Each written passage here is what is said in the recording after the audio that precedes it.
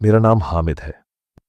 आज जो कुछ मैं आपको सुनाने वाला हूं वो कोई आम वाकया नहीं, बल्कि एक ऐसा तजुर्बा है जिसने मेरी जिंदगी हमेशा के लिए बदल दी। ये एक ऐसी रात थी जिसका ख्याल आते ही आज भी मेरे जिस्म में झुरझुरी दौड़ जाती है। मैं पहले कभी भूत प्रेत जैसी बातों पर यकीन नहीं रखता था, मगर उस रात के बाद मेरा दिल तो क्या, मेरी रूह तक कांप उठी।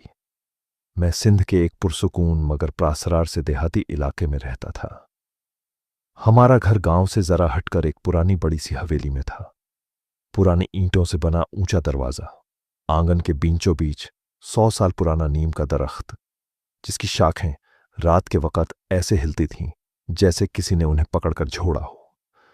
अक्सर रात को उस दरख्त से हल्की हल्की सरसराहट सुनाई देती थी, जिसे मैं हवा का खेल समझकर नजरअंदाज कर देता था। हमारे घर में मेरे वालिद, वालिदा, एक बड़ी बहन और 2 छोटे भाई थे। मैं घर का सबसे लापरवाह और जिद्दी लड़का था। पढ़ाई लिखाई से ज्यादा मुझे शाम के बाद दोस्तों के साथ गपशप लगाना पसंद था। मेरे 2 करीबी दोस्त थे, वसीम और फारूक। वसीम शोख मिजाज और हर वक्त मजाक करने वाला था। फारूक संजीदा था, मगर जब कभी बोलता तो अजीब सी गहराई से बात करता।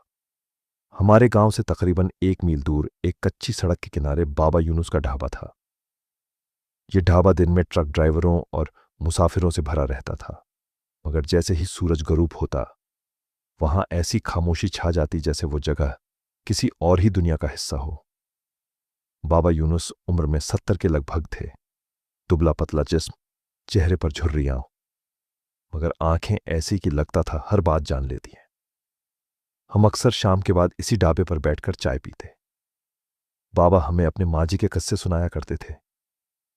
जंगल में बेनिशान रास्तों पर भटक जाने वालों की दास्तानें, सुनसान राहों पर भागती खाली बैलगाड़ियों के वाकयात, और वो मुसाफिर जिन्हें लोग जिंदा देखते थे, मगर बाद में पता चलता कि उनकी मौत तो कई साल पहले हो चुकी है। हम इन बातों पर हंसते भी थे और डरते भी, मगर फिर अगले दिन दोबारा वहीं जा बैठते। एक दिन बाबा ने चाय रखते हुए अजीब संजीदगी से कहा, बेटा, अब ये ढाबा पहले जैसा नहीं रहा। रात को बर्तन खुद हिलते हैं, कुर्सियों के पांव जमीन पर खुद रगड़ते हैं, जैसे कोई आहिस्ता से उन्हें अपनी तरफ खींच रहा हो। कभी कभी दरवाजे के बाहर से किसी के आहिस्ता आहिस्ता चलने की आवाज आती है, लेकिन जब बाहर देखो तो कोई नहीं होता। हमने एक दूसरे की तरफ देखा और कहकहा लगा दिया। वसीम ने हंसते हुए कहा, बाबा, आप भी बस डराना अच्छी तरह जानते हो। अगर वाकई ये सब होता है तो आज रात में आकर बैठता हूं, देखते हैं कौन बर्तन हिलाता है। बाबा ने वसीम की तरफ गौर से देखा। उनकी आंखों में एक ऐसी संजीदगी थी जिसने लम्हे भर के लिए मेरे जिस्म में सनसनी दौड़ा दी। वो आहिस्ता से बोले, बातें करना आसान है बच्चों, लेकिन रात जब चारों तरफ अंधेरा हो और हवा तक रुक जाए, तब अपने ही दिल की धड़कनें इतनी ऊंची लगती हैं जैसे कोई अंदर से दरवाजा पीट रहा हो। यह सुनकर वसीम ने मेरा कंधा पकड़कर मुझे चैलेंज दे दिया, चल हामिद, तू तो कहता था कि तुझे किसी चीज से डर नहीं लगता। आज साबित कर दे। आज रात जा और ढाबे पर अकेला रहकर दिखा। मेरी रगों में एक जिद भड़क उठी। मैंने बगैर सोचे समझे कह दिया, ठीक है, आज रात अकेला मैं उस ढाबे पर रहूंगा, देखते हैं क्या होता है। ये कह तो दिया, मगर उस रात मेरे दिल के अंदर कहीं ना कहीं एक अनजाना सा बोझ जरूर उतर चुका था, जैसे कोई खामोशी से सरगोशी करके कह रहा हो, मत जा, ये वापसी का रास्ता नहीं। रात तेजी से गहरी होती जा रही थी। गांव के एक एक घर की लाइट बुझ रही थी। कुत्ते भी भौंकना छोड़कर खामोश हो गए थे। हवा में वो मखसूस सर्दी घुल चुकी थी जो रात के आखिरी पहरों में जिस्म के आर पार उतरती है। मैंने दिल मजबूत किया, शाल ओढ़ी और बगैर किसी को बताए आहिस्ता आहिस्ता अपने घर से निकल आया। घर के बाहर अंधेरा कुछ ज्यादा ही गहरा महसूस हो रहा था। नीम के पुराने दरख्त की लंबी टहनियां जमीन पर ऐसे फैली हुई थीं जैसे कोई बूढ़ा अपने पांव फैलाकर सोया हो। मैं उसके नीचे से गुजरा तो अजीब सा एहसास हुआ कि जैसे किसी ने ऊपर से मुझे घूर कर देखा हो। मैंने सर उठाकर देखा, मगर वहां सिर्फ स्याह शाखें ही थीं। कच्ची सड़क की तरफ कदम बढ़ाए तो दूर कहीं लालटेन की मध्यम सी रोशनी नजर आई। बाबा यूनुस का ढाबा। मगर आज वो रोशनी भी मुझे अपनी तरफ बुला नहीं रही थी, बल्कि लग रहा था जैसे वीरान सा अंधेरा वहां मेरा इंतजार कर रहा हो। जूं जूं मैं नजदीक पहुंच रहा था, फजा में खामोशी और भारी होती जा रही थी। ऐसे लग रहा था जैसे मैं सड़क पर नहीं, बल्कि किसी गहरी और स्याह सुरंग में दाखिल हो रहा हूं, जहां आवाजें नहीं जाती, सिर्फ सन्नाटा रहता है। ढाबे के दरवाजे के पास पहुंचकर मैं एक लम्हे को ठिठक गया। दिन में जिस दरवाजे पर लोग आते जाते रहते थे, वो अब मुकम्मल खामोश था। लकड़ी की तख्तियां हल्की हल्की हवा में चरचरा रही थीं, जैसे अंदर कोई आहिस्ता से दस्तक दे रहा हो। मैंने हिम्मत की और आहिस्तगी से दरवाजा खोला। एक हल्की सी चरचराहट पूरे माहौल में गूंजी। अंदर अंधेरा था। सिर्फ चूल्हे के करीब जलती लकड़ी की राख में से सुर्ख सुर्ख चिंगारियां बाकी थीं, जो मध्यम सी रोशनी दे रही थीं। मैं अंदर दाखिल हुआ और बर्तनों को तरतीब से मेज पर रखा। लकड़ी की कुर्सी खींच कर बैठ गया। दिल को बहलाने के लिए खुद ही बोतल से पानी भरकर गिलास में डाला। मगर जैसे ही गिलास ने मेज को छुआ, एक लम्हे को ऐसा लगा जैसे मेज ने हल्का सा सांस लिया हो। मैंने फौरन गिलास पकड़ लिया और इधर उधर देखा। चारों तरफ वही खामोशी थी, मगर अब वो खामोशी पहले जैसी नहीं रही थी। अब वो सिर्फ खामोशी नहीं थी, बल्कि ऐसा लग रहा था जैसे इस खामोशी में कोई छुपा हुआ है जो मुझे देख रहा है। मैंने खुद को तसल्ली दी कि ये सब मेरे वहम है। वक़्त गुजारने के लिए मैंने अपनी घड़ी देखी। रात के तकरीबन 12:30 बज रहे थे। मैंने दिल ही दिल में कहा, हम अभी तो बहुत वक्त है, कुछ नहीं होगा, सब ठीक है। लेकिन सिर्फ 5 मिनट बाद छत पर लटका हुआ एक पुराना पंखा आहिस्ता आहिस्ता हिलना शुरू हुआ। हवा बेचारी बंद थी, फिर भी वो पंखा खुद ही झूलने लगा। पहली मर्तबा मुझे अपने दिल की धड़कन साफ सुनाई दी। मैंने नजरें नीचे झुका लीं, मगर एक अनजानी निगाहों का एहसास मेरे कंधों पर लगातार महसूस हो रहा था। ऐसा लग रहा था जैसे कोई मेरे पीछे खड़ा है, सांस भी रोककर बस देख रहा है। मैंने अपनी जगह से हिलने की हिम्मत नहीं की। दिल चाह रहा था कि फौरन बाहर भाग जाऊं, मगर जिद तो मैं खुद लगाकर आया था। मैंने गहरा सांस लिया और कुर्सी की पुश्त से टेक लगा ली। अभी मैं खुद को संभाल ही रहा था कि अचानक मेरे सामने रखी लकड़ी की मेज हल्की सी चरचराने लगी। सिर्फ एक बार नहीं, बल्कि ऐसे जैसे कोई अंदर से हल्का हल्का धक्का दे रहा हो। मैंने नजरें मेज पर गाड़ दी। कुछ लम्हे सब खामोश रहा। फिर एकदम से सामने रखा हुआ गिलास मेरी आंखों के सामने आहिस्ता आहिस्ता अपनी जगह से सरकने लगा, जैसे कोई नादिदा हाथ उसे अपनी तरफ खींच रहा हो। मेरी सांसें गले में अटक गईं। मैं फौरन उठकर पीछे हट गया। गिलास मेज के किनारे तक जाकर रुका और फिर जमीन पर गिरकर टूट गया। गिलास के टुकड़े बिखरकर ऐसे आवाज दे रहे थे जैसे किसी ने जंजीर घसीटी हो। मैंने खुद को संभाला और बुलंद आवाज में कहा, कौन है? सामने आओ। मेरी आवाज मेरे अपने कानों में भी कमजोर और कपकपाती हुई महसूस हुई। जवाब में बस खामोशी मिली, मगर वो खामोशी अब पहले जैसी खाली नहीं थी। अब उसमें दबे दबे कदमों की सरसराहट शामिल थी। मैंने मुड़कर पीछे देखा तो दरवाजे के बाहर का अंधेरा कुछ ज्यादा ही गहरा महसूस होने लगा। ऐसा लग रहा था जैसे वो अंधेरा भी सांस ले रहा है और हर सांस के साथ मेरे करीब आ रहा है। उसी लम्हे ढाबे के बाहर खड़े एक पुराने दरख्त के पत्ते जोर से हिलना शुरू हुए। हवा जरा भी नहीं चल रही थी, फिर भी वो दरख्त किसी जुनूनी की तरह हिचकोले खा रहा था। मैंने नजरें ऊपर उठाईं तो मुझे लगा जैसे उस दरख्त के पीछे कोई साया सा खड़ा है, धुंधला सा, लंबा सा, बेहरकत। पहले तो मैंने सोचा कि शायद नजर का धोखा है, मगर वो साया आहिस्ता आहिस्ता अपना सर घुमाकर मेरी तरफ देखने लगा। मेरे पैरों तले जमीन खिसक गई। मैं जोर से पीछे हटा और कुर्सी से टकराकर जमीन पर बैठ गया। मेरा दिल इतनी जोर से धड़क रहा था कि सीने से बाहर निकलने को था। मैंने हिम्मत करके दोबारा बाहर देखा तो वहां कुछ भी नहीं था। दरख्त अब बिल्कुल खामोश था, जैसे कभी हिला ही ना हो। मैंने अपने माथे पर बहती पसीने की बूंदें साफ कीं। और खुद से कहा, यह सब वहम है हम्माद, बस वहम। लेकिन अगले ही लम्हे मेरे पीछे से हल्की सी सरगोशी सुनाई दी। कोई था, बहुत करीब, मेरे कान के बिल्कुल पास, और वो बहुत आहिस्ता किसी अजनबी जबान में कुछ पढ़ रहा था। आवाज इतनी धीमी थी कि अल्फाज समझ नहीं आ रहे थे, मगर लहजे में ऐसी सरदी थी कि रीढ़ की हड्डी तक बर्फ की तरह उतर गई। मैंने फौरन पीछे मुड़कर देखा। वहां कोई नहीं था, मगर वो सरगोशी अभी तक रुकी नहीं थी। वो अब मेरे अंदर गूंज रही थी।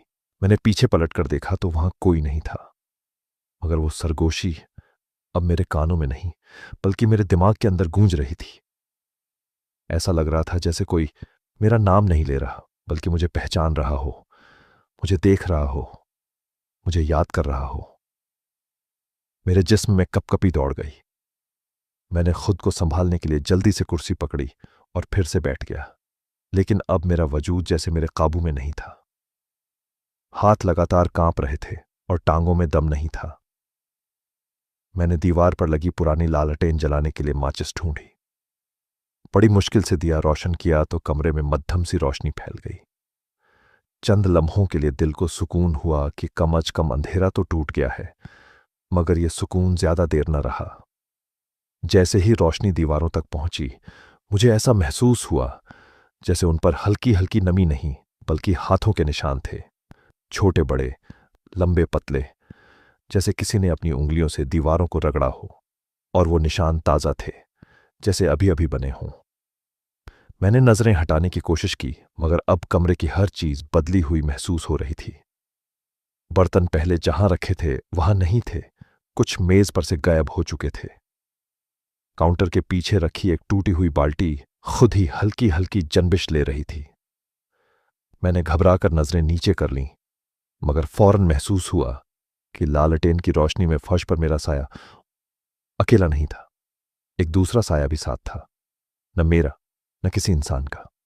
वो झुका हुआ सा, टेढ़ा मेढ़ा, जैसे कोई किसी कोने से सर निकाल कर देख रहा हो। मेरा सांस रुक गया।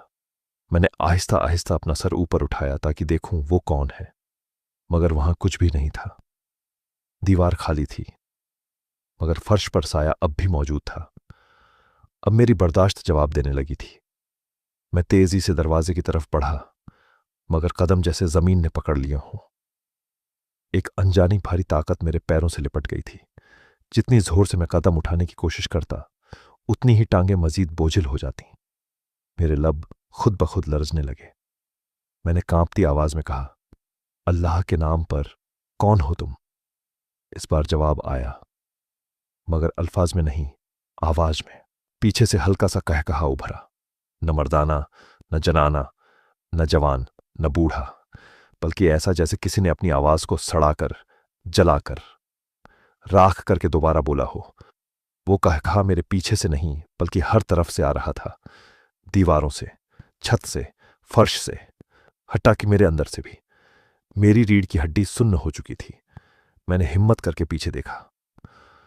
अब वो साया फर्श पर नहीं था, वो मेरे सामने खड़ा था। वो साया अब मेरे सामने खड़ा था, मगर मैं उसे साफ देख नहीं पा रहा था। जैसे कोई धुआं हो मगर जिंदा, जैसे धुंध हो मगर सांस ले रही हो। उसकी कोई बाकायदा शक्ल नहीं थी, लेकिन मैं महसूस कर सकता था कि वो मुझ पर नजरें गाड़े हुए है। मुझे देख रहा है, नहीं, मुझे परख रहा है। मेरा गला खुश्क हो गया। मैंने हिलने की कोशिश की, मगर मेरा जिस्म जैसे मूरत की तरह सख्त हो गया था। साये ने अपनी जगह से हल्की सी जनबिश ली, बस इतनी सी हरकत कि उसका सिरा आगे को झुका, जैसे वो मेरी तरफ झुककर मेरी शक्ल को करीब से देखना चाहता हो। मैंने अपनी पलकें तक झपकने की हिम्मत न की। अचानक लालटेन की रोशनी कुछ मध्यम सी हो गई। ऐसा लगा जैसे रोशनी खुद डर कर सहम गई हो। कमरे में ठंडक बढ़ने लगी, सांस से भाप निकलने लगी। साया अब और वाज़ेह होने लगा। मैंने देखा कि उसके अंदर जैसे चिंगारियां उसी टिमटिमा रही हों, और उन चिंगारियों में आंखें, दो नहीं, कई, दर्जनों आंखें जो एक साथ झपक रही थीं। मेरा दिल चीख उठा, मगर मेरी आवाज बाहर ना आ सकी। साया आहिस्ता आहिस्ता मेरी तरफ बढ़ने लगा। उसकी हरकत में कोई आवाज नहीं थी, बस फर्श पर पड़ी लकड़ी की तख्तियां उसके बोझ के बगैर ही चरचराने लगीं, जैसे खुद जमीन भी उसकी आमद का ऐलान कर रही हो।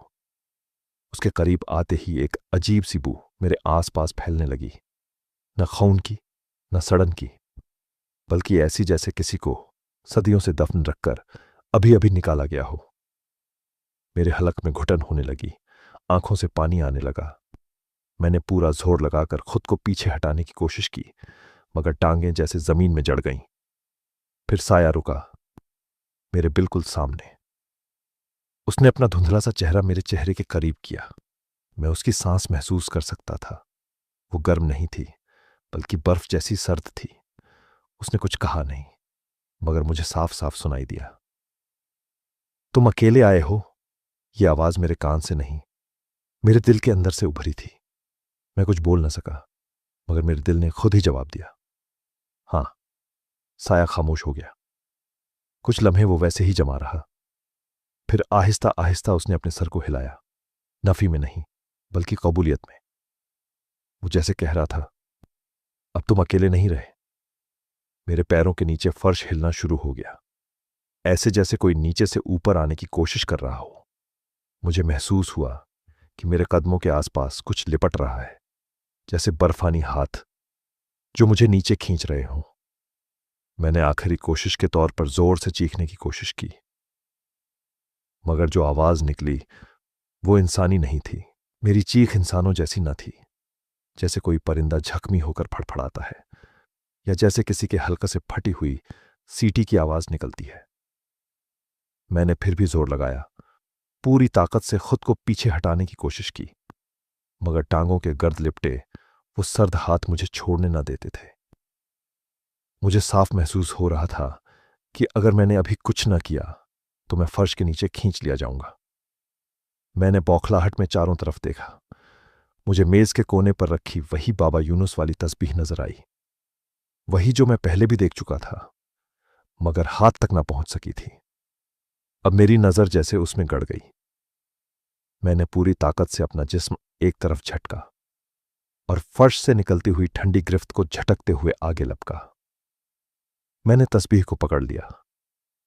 मेरा हाथ कांप रहा था, मगर जैसे ही मेरी उंगलियां उसके दानों से लिपटीं, मेरे दिल में अजीब सा हौसला आया। मैंने बिना देखे जोर जोर से कलिमा और दुआएं पढ़ना शुरू कर दी।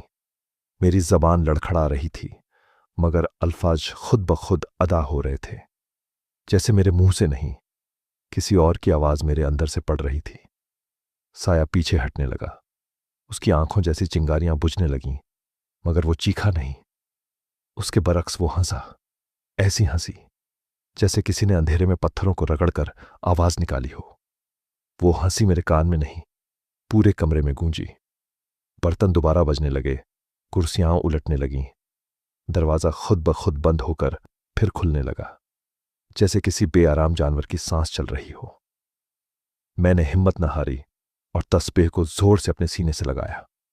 मेरी आवाज बुलंद हो गई, जैसे ही अजान वाली आयत मेरे होंठों से निकली, हय्या अलस्सलाह। साया एकदम पीछे हटा और इस बार उसने चीख मारी, ऐसी चीख जैसे किसी ने लोहे को आग में डालकर तोड़ दिया हो। कमरे की दीवारें हिलने लगीं, छत से मिट्टी और चूना गिरने लगा। मुझे लगा अभी यह सारा ढांचा मेरे ऊपर गिर जाएगा, मगर मैं मुसलसल पड़ता रहा।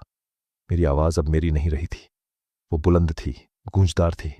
फिर अचानक खामोशी छा गई।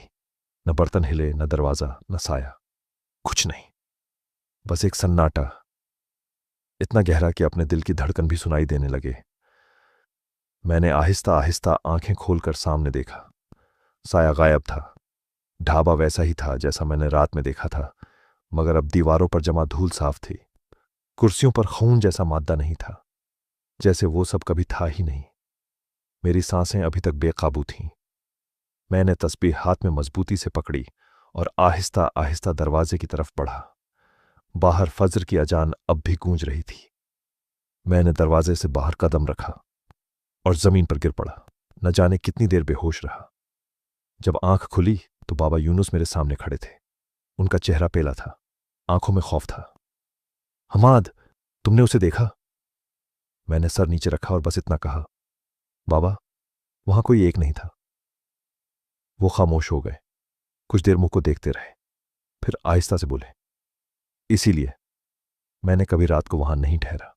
हम इंसान हैं, वो नहीं। मैंने उस दिन के बाद कभी पीछे मुड़कर नहीं देखा, न उस ढाबे को, न उस रास्ते को, न उस रात को। मगर आज भी जब कभी रात को अंधेरा गहरा हो या दूर कहीं कोई सर्द हवा का झोंका गुजरे, तो लगा रहता है कि वो साया अब भी मुझे देख रहा है, क्योंकि उसने कहा था, अब तुम अकेले नहीं रहे,